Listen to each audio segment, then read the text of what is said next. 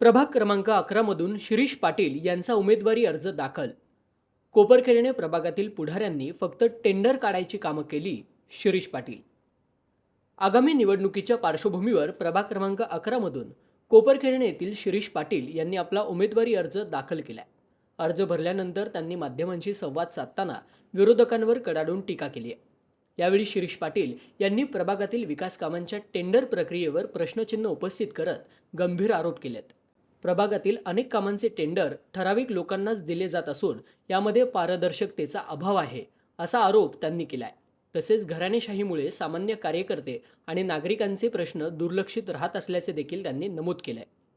काय सांगाल, आज आपण भाजपचे इच्छुक उमेदवार म्हणून फॉर्म भरलेले, काय भावना आहे? आज म्हणजे खरोखर खूप आनंद होतोय की आज भारतीय जनता पार्टी आज जी देशात आपल्या सर्वात टॉपला जी भारतीय जनता पार्टी आहे त्या पार्टीमार्फत मला एक छोटीशी संधी मिळाली की एक फॉर्म भरण्याची। त्यामुळे मला खूप आनंद होत आहे। आपण कोणत्या प्रभागातून फॉर्म भरला आणि कोणत्या समस्यांना घेऊन आपण पुढे लोकांसमोर जाणार?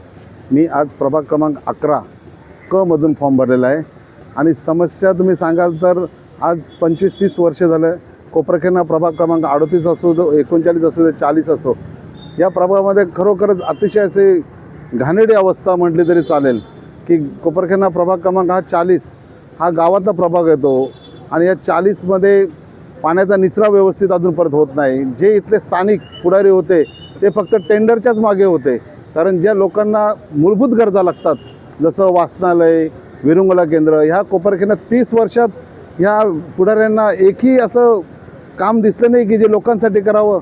फक्त त्यांना दिसलं काम ते टेंडरचं की टेंडरमधून त्यांना मलिदा भेटेल।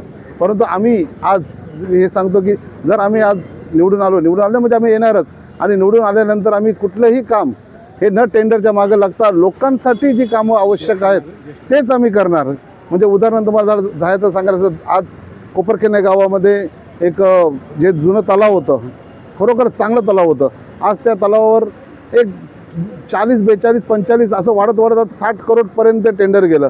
आणि त्याचा उपयोग काय, तर तिथं म्हटलं लग्नाचा हॉल करणार। साहेब, आम्ही तिथं राहतो, आम्ही सर्वसामान्य नागरिक आहोत।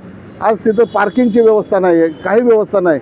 हे जर लोकांना म्हणजे आज जे लोकांना नगरसेवक म्हणजे काय असतो, लोकांना विचारायला पाहिजे की तुम्हाला काय सुविधा पाहिजे। सुविधा न सांगता फक्त टेंडरसाठी ते टेंडर काढून हे केलं। आज जर मी जनतेला एक आश्वासन देतो, जर आम्ही निवडून येणार म्हणजे येणारच, त्याच्याबद्दल श्वासन नाही, आल्यानंतर आम्ही ते टेंडर कॅन्सल करू। कॅन्सल न करता आलं, काही महानगरपालिकेचे नियम असतील तर आम्ही जे तिथं काही नियम आहेत त्याचं चेंजेस करून आम्ही लोकांसाठी जे आवश्यक असेल तेच काम करू। नवराष्ट्रासाठी सावन वैश्य, नवी मुंबई।